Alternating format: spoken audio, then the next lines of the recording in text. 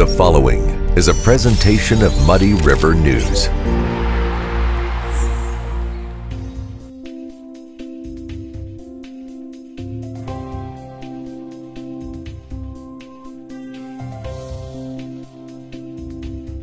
And welcome to Muddy River News this week, furnished by Harvey's. My guest is Catherine Meckes. She is the CEO of the Community Foundation. You want to give me the full title of the whole organization? Sure, yes. We're the Community Foundation serving West Central Illinois and Northeast Missouri. That's a lot. It's a lot. And you know, when we were founded in 97, our name was the Quincy Area Community Foundation. Mm-hmm. Rolls off the tongue a little bit better, but it does not reflect the entire community that we serve. So It was in 2013 that we adopted our very long but accurate name. And you, roughly, you're on your third anniversary of being the CEO? I am, and I've been with the foundation since April of 2015. So, okay. Yeah. Well, you guys have done a lot of good work, and coming up here this week, you are going to celebrate that with a big anniversary. That's right. It is our silver anniversary. So celebrating 25 years of growing local philanthropy. And we're excited. You know, it's going to be a good old-fashioned party. Well, that's good. Yeah, and we should celebrate our victories as whenever we can. That's for sure. For those of people who don't know about the Community Foundation, what its mission and really what it was put together for, you want to talk about that for a little bit? Sure. So, you know, most people when they think about nonprofits and they think about charities, they think about a more traditional service-providing nonprofit organization. But we're different in that we are a 501c3 nonprofit organization, but we're not, feeding the people. We're not walking the dogs or doing the actual service. What we're doing is building and growing funds that support all of that good work right here in our community. So on one end, we work with donors to strengthen and grow their giving by establishing permanent charitable endowment funds. And on the other end, we are making grants back out to those nonprofits that are really doing the boots on the ground work and doing that good work to enhance our communities. And in the middle is where all the magic happens. Creating all the grant programs, working with our donors to help them put better giving strategies in place and just really deepen the impact. And in doing that, in the numerous funds that you have, isn't part of the whole mission and why this thing works is you're able to kind of put everything together and maybe get a little better rate of return and bring in some extra dollars. Because it's great if it's like, hey, I have a few bucks, I want to do this, but if I'm able to partner it up with some others, we're going to make more money in interest and in wise investments. That's right. So it's a way to, kind of pool all of that together and hopefully have a better return, have a better growth, be able to make more grants. And so, yes, we're a collection of, at this point, about 220 different funds. And each of those funds has a different purpose. Our funds are as unique as the donors that make them. So everyone has different interests. Everyone has different communities they want to support. But the thread that ties them all together is that it's very visionary, right? Endowments in perpetuity, that's forever. Mm-hmm. That's a long time. So they all care about creating change, not just today, but for tomorrow. But we also look at, a really defined service area. So we're looking at local change here.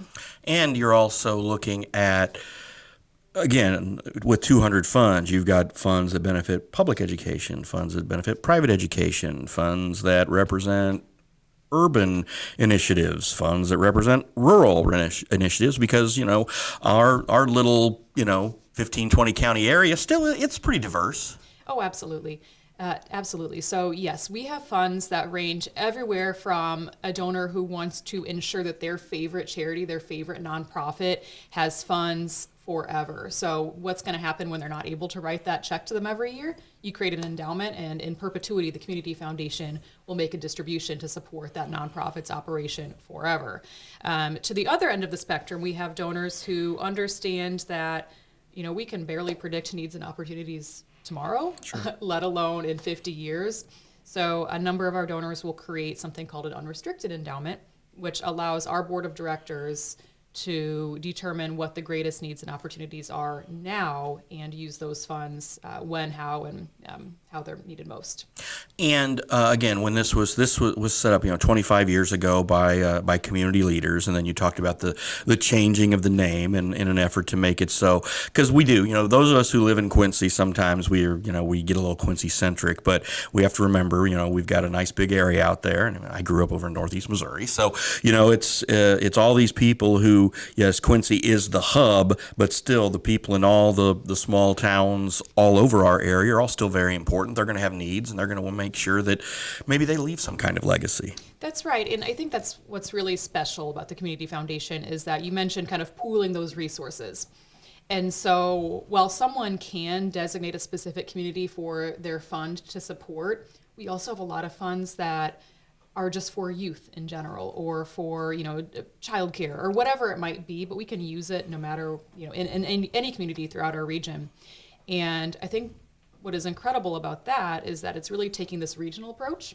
We're stronger when all of our communities are strong, and so being able to leverage those funds and, like you said, combine them to create a bigger impact is pretty special. Let's talk about the grant process. If somebody's watching this, or they've caught wind of the Community Foundation in the past, what kind of grants are available? Sure. So again, it depends on the funds that we have.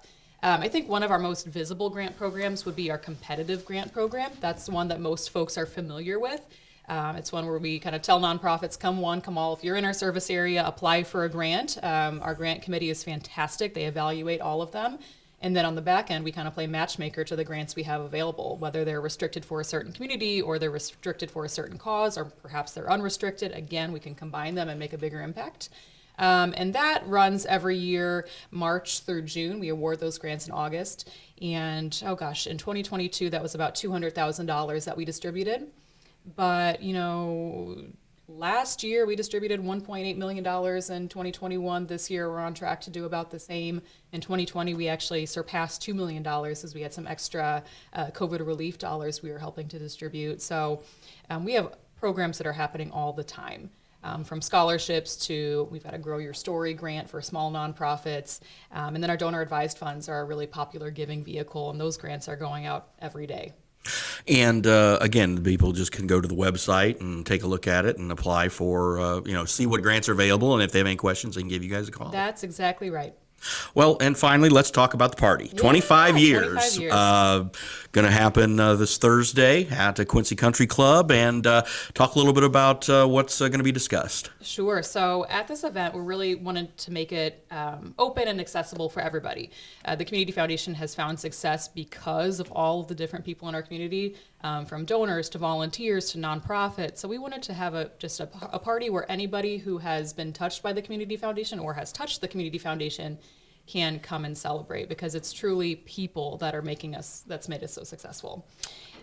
So yes, it starts at 5 p.m. at the Quincy Country Club. We'll have some remarks at 6 p.m. honoring our founding board members and the work they did at the very beginning. And yeah, it'll just be a nice way to kind of cheers 25 years. And reminisce about the good old days, and also look ahead to what's to come. That's right. All right. Well, Catherine, thank you very much for your time today. Thank you. That's all the time we have for today. I'm Bob Goff. We'll see you next week.